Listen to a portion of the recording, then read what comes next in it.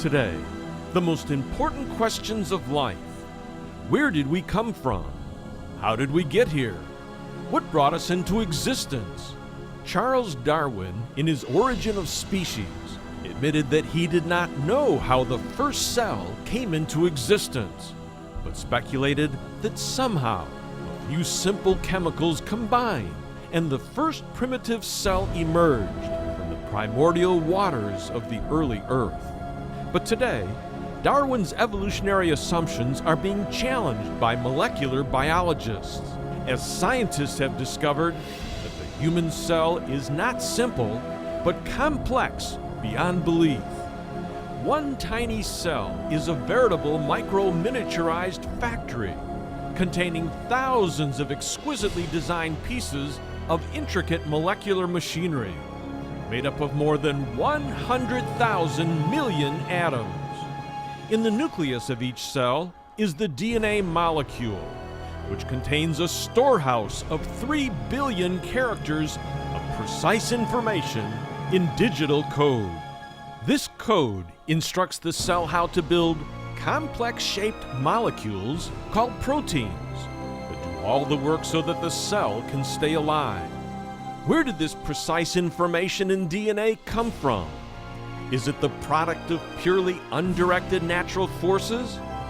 Or is it the product of an intelligent designer? Bill Gates of Microsoft has said, "Human DNA is like a computer program, but far, far more advanced than any we've ever created." Today you'll learn why the digital code embedded in DNA in the human cell is compelling evidence of an intelligent designer. My guest is Dr. Stephen Meyer, co-founder of the intelligent design movement in the world, who graduated with his PhD in the philosophy of science from Cambridge University. We invite you to join us.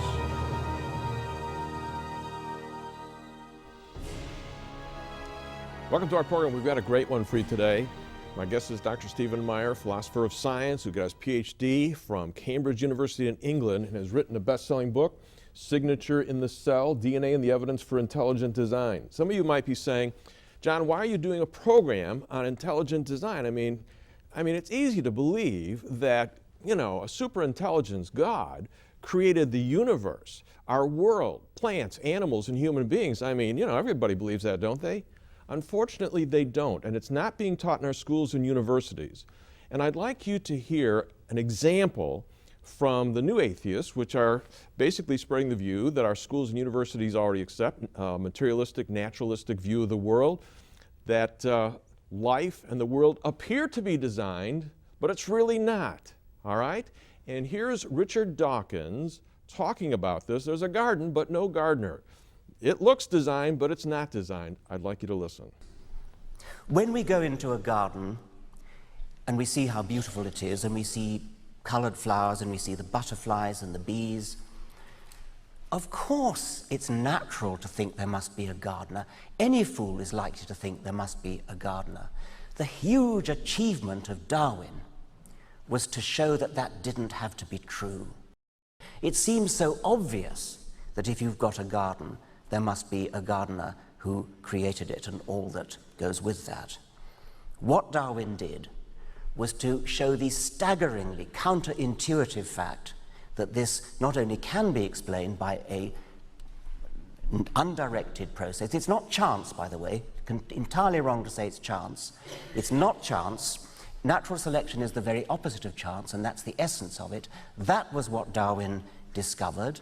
He showed not only a garden, but everything in the living world, and in principle not just on this earth, but on any other planet, wherever you see the organized complexity that we understand, that we call life, that it has an explanation which can derive it from simple beginnings by comprehensible rational means. That is possibly the greatest achievement that any human mind has ever accomplished. Not only did he show that it could be done, I believe that we can argue that that the alternative is so unparsimonious and so counter to the laws of common sense that, reluctant as we might be, because it might be unpleasant for us to admit it, although we can't disprove that there's a God, it is very, very unlikely indeed. All right, you heard that. Before Stephen comments on that, I want you to see the opposite viewpoint. I want you to actually see some of the scientific evidence about the complexity of the cell, and I want you to make your own judgment. Science has found that the cell is incredibly complex and follows very specific code that allows it to do its work. And the question is, where did the information in this code come from in the first place? I want you to see how complex this is. Watch this. With computer animation, we can enter the cell to view this remarkable system at work.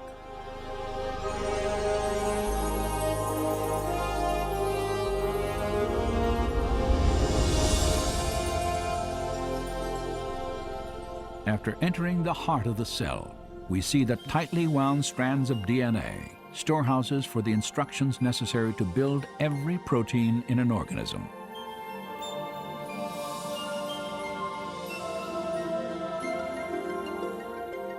In a process known as transcription, a molecular machine first unwinds a section of the DNA helix to expose the genetic instructions needed to assemble a specific protein molecule. Another machine then copies these instructions to form a molecule known as messenger RNA.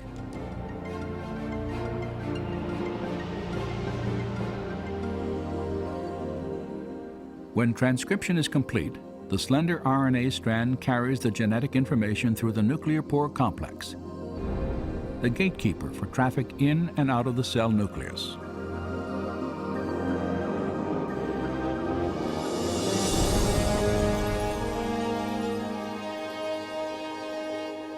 The messenger RNA strand is directed to a two-part molecular factory called a ribosome. After attaching itself securely, the process of translation begins.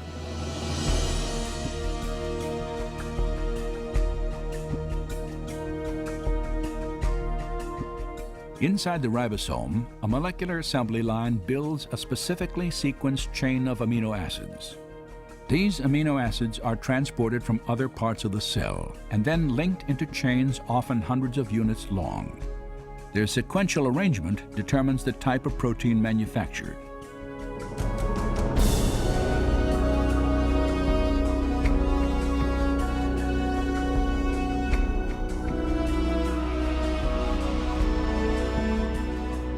When the chain is finished, it is moved from the ribosome to a barrel-shaped machine that helps fold it into the precise shape critical to its function.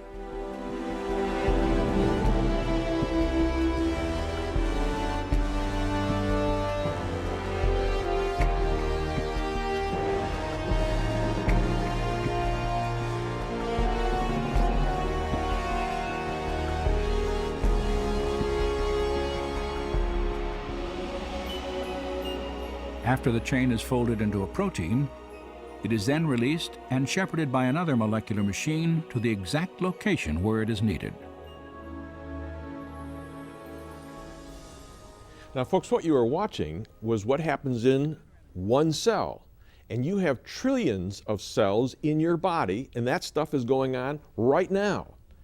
The fact is, do you think that that just appears to be designed, or it is designed? Does it show intelligence to you? Now, Stephen, I want you to comment on both of those. First of all, on Richard Dawkins, and then what you saw in terms of the cell there. And then I want you to give me the main thesis, the main argument that you have for intelligent design, and then we're going to look at the objections that have been raised against that, and I want you to answer them. But start us off. Well, what you're getting from Dawkins in this quote is the standard 19th century Darwinian perspective, which is that there is an undirected process called natural selection that can mimic the powers of a designing intelligence, and thereby, as he put it, explain everything in the living world. Now, that is hotly contested today in modern biology.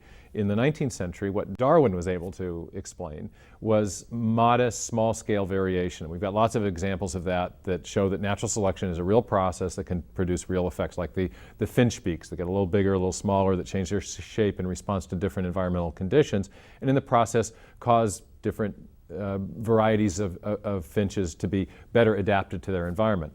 But there's lots of things that natural selection and random mutation may not be able to explain. And in biological evolution, there's lots of doubt now about whether the process can explain the big changes in life, the fundamentally new forms of life that arise in the history of life, like birds in the first place. But even if you accept that Darwinian evolution can account for this large-scale evolutionary change, there's an even more fundamental problem that Dawkins himself has acknowledged, and that is the origin of the first life. Darwin never attempted to explain it, and Dawkins has acknowledged publicly that there is no adequate undirected evolutionary mechanism to explain the origin of the first life. So every living thing in the world has not been explained by undirected mechanisms or natural selection. And in particular, what we now know is that it hasn't explained the origin of information. And that's the key problem at the root of the origin of life. And that's what is the real problem that Dawkins hasn't addressed. The argument I'm making is that the information that's encoded in the DNA molecule points decisively to an intelligent cause, not an undirected natural process. And let me relate that to Dawkins's attempt to explain away design. Let's just imagine some different types of gardens. You could have something that's kind of overgrown and may have been produced by just the natural scattering of seeds. Or what if you had a garden that's chock full of information? I actually had that experience a couple of years ago where I was going into Victoria Harbor, where there was a hillside with red and yellow flowers. It caught my attention. I whipped off my glasses, took a closer look, and immediately realized that a gardener had been at work. This was intelligent design that was at work, because it wasn't just a random scatter of red and yellow flowers. It was a garden that was full of information. In fact, the flowers spelled out the message, "Welcome to Victoria." Now, Dawkins talks about an appeal to common sense. Well, what he's really talking about is a principle of reasoning that Darwin himself used, that when we're trying to explain an event in the remote past, we should be looking for a cause which is known to produce the effect in question. Neither natural selection acting on random mutations or any other undirected mechanism has accounted for the origin of the information necessary to produce the first life. And yet we know that life is full of information, like that garden in Victoria, or we actually saw the way the information directs the construction of proteins in that animation you showed a minute ago. So we're not looking at just kind of a random and disorganized garden. We're looking at one that's chock full of information. And what we know from experience is that information always comes from an intelligent source. There's an information scientist who made the observation that information is habitually associated with conscious activity. Well, that's a correct observation based on our experience, which is the basis of all scientific reasoning, but it has stunning implications when we start to talk about DNA. Bill Gates has said that DNA is like a software program, only much more complex than any we've ever created. That's the garden chock full of information. Now that's suggestive because we know from experience that it takes a programmer to make a program. We know generally that information always comes from an intelligent source, whether we're talking about an arrangement of flowers, or a headline in a newspaper, or a paragraph in a book, or a hieroglyphic inscription like on the Rosetta Stone, for example, or information embedded in a radio signal. Whenever we see information and we trace it back to its source, we always come to an intelligence, not an undirected process. Now, neither Dawkins nor anyone else working on evolutionary biology has been able to offer an alternative explanation for information. Yeah, sure, there's minor adaptations that we know natural selection can produce, but the fundamental changes in life, which require information, and especially the origin of life itself, which requires information in the form of the code in DNA, that hasn't been explained by any undirected process that can mimic the powers of a designing intelligence. Instead, the only cause we know of in the whole of the universe that can produce information is intelligence. So the discovery of information at the foundation of life is decisive evidence of actual design, of intelligent design, not an undirected process that merely mimics design. Stephen, what we want to talk about now is the objections to intelligent design. One of the first ones that comes up all the time is intelligent design does not qualify as science. What about that? Well, that's essentially an attempt to classify the argument or the theory. You know, and then people want to say, is it science? Is it religion? Is it philosophy? Is it history? Well, my response to that, first of all, is it really doesn't matter what it is, how you classify the theory or an idea. What we want to know about an idea is whether or not it's true. And I made a case that there's strong evidence for intelligent design, however you classify it. But secondly, I would say there's every good reason to classify it as a scientific theory, in particular a historical scientific theory about what happened in the past, about what caused life to arise. And the reason I would say that is that in making my case for intelligent design, I use a standard historical scientific method, in fact, the very method of scientific reasoning that Darwin himself used in The Origin of Species. The method has a name. It's called the method of multiple competing hypotheses, or the method of inferring to the best explanation. And Darwin used that. And the method works like this. You propose, if there's something you want to explain in the past, you propose a number of competing causes. You evaluate each one against our experience to see which one best explains the evidence, and then you infer that cause which would best explain the evidence. That's exactly the method I used in making the case for intelligent design based on the presence of information in DNA. As I examined different methods of, or different possible causal explanations, I found there was only one cause that was known to produce the effect in question, namely digital code or information, and that cause is intelligence. So I used Darwin's method of scientific reasoning to come to a non-Darwinian conclusion, but what follows from that is that if my method of reasoning, if my way of making the case for intelligent design is unscientific, then Darwin's way of making the case for his theory in The Origin of Species is unscientific as well. I don't think anyone really wants to say that, which is another way of saying, you know, maybe these definitional questions don't really matter, but to the extent they do, intelligent design has every bit as much claim on being as scientific as its evolutionary competitors. All right, Stephen, many people say the second objection is this, is that intelligent design is really an argument from ignorance. We just don't know what the naturalistic causes are right now for the origin of life, but someday we probably will. And so in the meantime, you've developed this mysterious theory of intelligent design to replace what we don't know. What do you say? Well, that's you said the objection very well. And I have a sometimes debating partner named Michael Shermer who raises this objection every time. In fact, I brought one of the quotes that, a quote from Shermer in which he makes the objection. He says something very similar. He says, intelligent design argues that life is too specifically complex, that's another way of talking about information, to have evolved by natural forces. Therefore, life must have been created by an intelligent designer. And if you, let's represent his argument logically and see what he's saying. He's claiming that what we are saying is simply that we don't know of a cause, therefore it must be intelligently designed. We don't know of a naturalistic process, which I represent on the slide with the symbol NP, that can produce the effect in question, which we represent with the symbol E. Since we don't have a natural process that can produce the effect in question, therefore it must be this mysterious thing called intelligent design. But that's not the way we're arguing. That's not the way I'm arguing in Signature in the Cell. My argument is that we don't know of a natural process that can produce the effect in question. True, that's part of the argument. But we do know of a cause that's capable of producing the effect in question. The effect in question, again, is information, specified complexity, specific functional information. We do know of a cause that can produce that. It's intelligence. Therefore, based on what we know, not what we don't know, but what we know about the cause and effect structure of the world, intelligence is the best explanation for the origin of the information we see in DNA. It's not an argument from ignorance, it's an argument based on our present knowledge of the cause and effect structure of the world. So he's misrepresenting our argument in claiming it's an argument from ignorance. And other people who say, well, intelligent design is just a God of the gaps argument, are making essentially the same claim. God of the gaps is another way of saying you're arguing from ignorance. We're not arguing from ignorance, we're arguing based on what we know. Imagine if you were talking about, if you're an archaeologist and you discovered the Rosetta Stone, you start analyzing all those inscriptions and you realize, hey, this was produced by a scribe. This is information. It's not just erosional marks from water and wind. No one would say you had committed a scribe of the gaps fallacy. No, you're making an inference to intelligence based on what we know only intelligence can produce.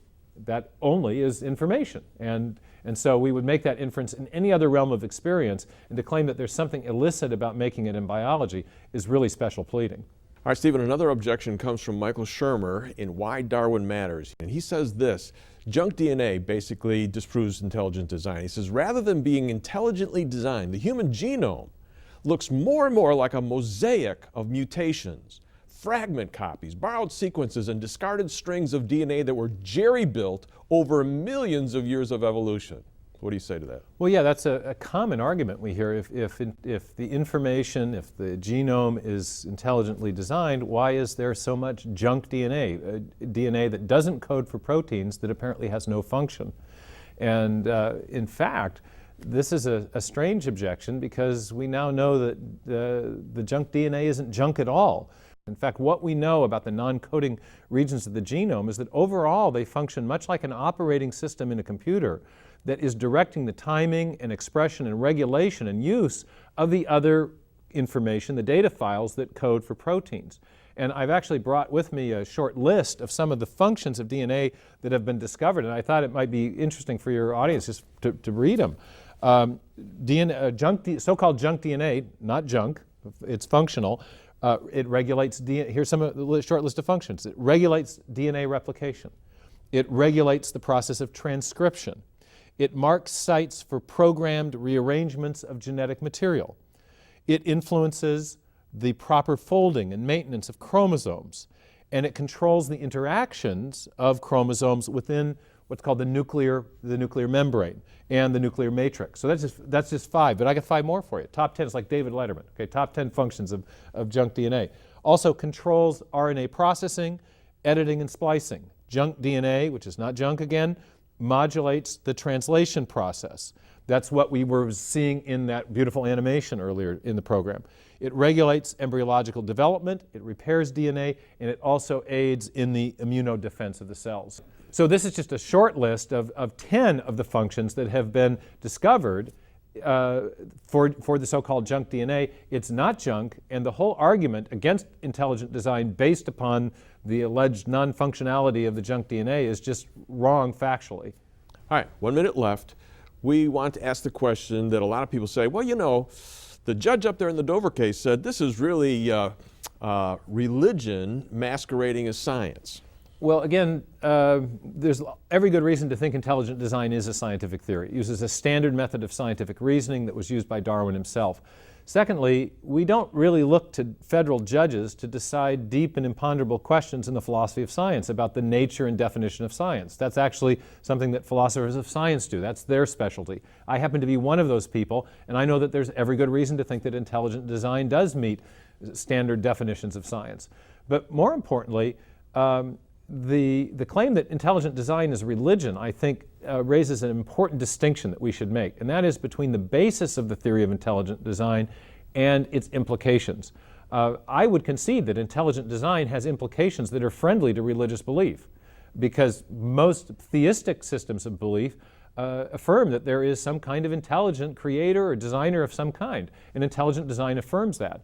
But it's important to point out that intelligent design is not based on religion. It's not an interpretation of the biblical text. It's not based on religious authority. It's based on the discoveries of modern science, particularly discoveries in modern molecular biology.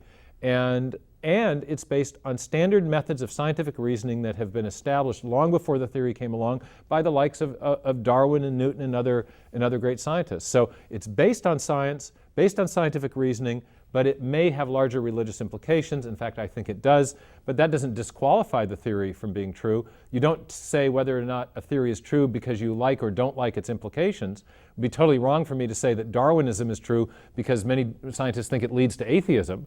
You have to evaluate a theory based on the evidence and whether the evidence is sufficient to support the claim. And I would argue that the case for intelligent design is very strong based on the evidence, and so whether it has religious implications or not is irrelevant to our assessment of the theory. Next week, more about the evidence that points to intelligent design.